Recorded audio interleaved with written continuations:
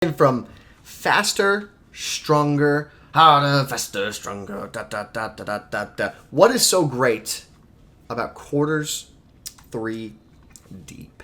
That's a good question. It's a very good question, faster, stronger.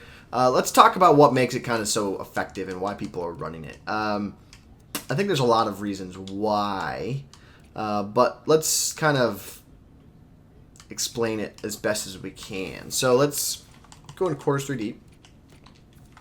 And let's just come out and cover 2 sync. So first and foremost, when you call quarters 3 deep, this is what it actually looks like without making any adjustments. Now, if you were to call press, you know, to get you guys, like, you don't want them that far back because it's just a world of pain. But you call press, starts getting a little bit better. But you still don't have too many guys around the line of scrimmage.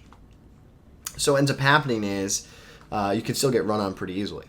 And the 3 high look, I think the 3 high look really is one of the parts, is the biggest strength of the formation because it's different. And I think when you run something different, it kind of makes people panic. They don't know how to defend against it because they're not used to seeing.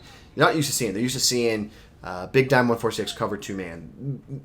You give them a wrinkle, and a lot of times they don't know how to handle it. Now it's becoming more prevalent. You're seeing more people use it, but the way you're really seeing people use it, have the most success with it, is they call base align. So that's Y, and then they use the D-pad and hit right on the D-pad to make the defense aligned and stay frozen in place. And then they use the coverage audible and they hit show blitz. Now, what makes this a secondary adjustment so important, my guys actually didn't move, but what it does is it brings your safeties and your corners and it gives them all what I would like to call is your dime flat look. So you have a 5 high look, and then look at your line of scrimmage. You have 1, 2, 3, 4, 5, 6 defenders plus your user defender right in the middle of the field, and now you kind of took a formation that really had no run support with it, and now for all intents and purposes, like you made a 3-4 front, right? So now you have a 3-4 front from the quarters 3 deep, and you got the 5 high in the 5 high look. Right now it's kind of showing 4 high look, but I think that can cause people to panic. I think that because you use this formation and you get your corners and your secondary into a unique spot in the field, it kind of changes the way the zones feel and play and the depth that they're at, and the different depth as I think what gives people difficulty in defeating it. So I think really the crux of it, of where this defense has success, is that you get that 3-4 look, and then it becomes really difficult to run the ball. So here it is, snap of the ball, you got all these guys around the line of scrimmage, and then they take you down because the box is flooded with defenders. Even though they're in quarters 3 deep, the box is flooded with defenders. So that's what I think makes it so successful. Now, on top of it, something I've seen have success with is if you just blitz any one of these guys off the edge, you have to get them really wide.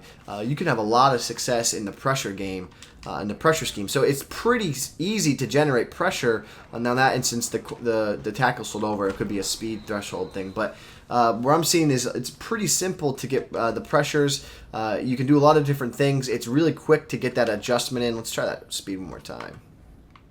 Maybe I had him out too far. Right there. Let's run here. Go over there. Nope, that didn't work again. So it could be a speed thing with the guy off the edge there.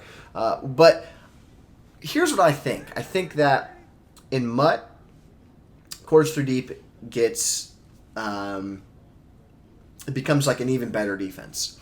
In play now, quarters 3 deep is not as effective of a defense because there's not many teams in the game that have 7 secondary players that can be absolute monsters and have success. So the depth at the secondary position and the depth of your corners and your safeties for most teams in play now doesn't really exist. So that kind of throws quarters 3 deep out the window to be able to use it. Now, when you talk MUT or salary cap ranked, you can specifically build a lineup to do it. And when you get into the MUT world, like you can put Sean Taylor at this corner spot right here and have him only play zone. And now you immediately have, for all intents and purposes, one of the best linebackers Linebackers, remember, because you're baseline and showing blitz, now you're creating that 3-4. If you put Sean Taylor there, you put Taylor Mays, or you put any of these guys, these big hitters there, Cam Chancellor, move him to that corner spot. Like, he's now, for all intents and purposes, he becomes a linebacker. And now you have a linebacker with all that speed and mutt. You have all that hit power, all that zone coverage. And then it just starts making it really effective. So that's where I'm seeing it being so effective this year, is having all that ability to have that many, like the ability to get the MUT players and the salary cap rank players into position to make plays for you is where I see it have the most success. In the chat, let me know. Have you guys seen a lot of quarters 3 deep? How are you combating it? How are you going against it? What are some of the things that you're doing to beat it? Let us know in the chat. We can discuss those things and see how together we can attack it and beat it together as a community, and see what we have. So right now, MStack in the chat, what's he saying? I had the same issue. Go to your binder and go to player, so nothing specifically about it. But let's see. I love running the cover 2 tie web. So what I like to do is I go to cover 2. I play over the top coverage, and typically I'll crash my line. Like I'll throw a random crash in there somewhere. Maybe that's what I was doing to get the blitzer free. Let's see. Let's see here, boys. Yeah, maybe that's what I was doing. That might have been what I was doing. I might have been crashing the line.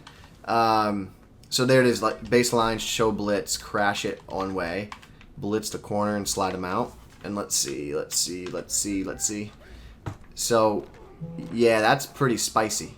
That's spicy right there. So, let's try it again here. And what I like about it is, like, you can get into that cat and mouse game where you slide a guy one way, slide a guy another way. So now, yes, now my run support's going to be way worse, though, because I'm sliding guys out and all that jazz. So, see, that's where I find that there's, like, a lot of value right there. So you can get pressure off the edge. It's really delayed because of how far you have to slide them out, but, you know, when you play so much coverage with this thing, you know, to slide these guys out like this to then get pressure is kind of annoying. So snap of the ball, and see the speed he gets in and beats the tackle. So, something to look at. And then, you know, you can change things up where, like, you just straight go this, and, you know, this is just annoying. Like, this is just annoying, and you could still do the old, like, it's like quarters 2 man, right? You just do this old trick, right? The old trick.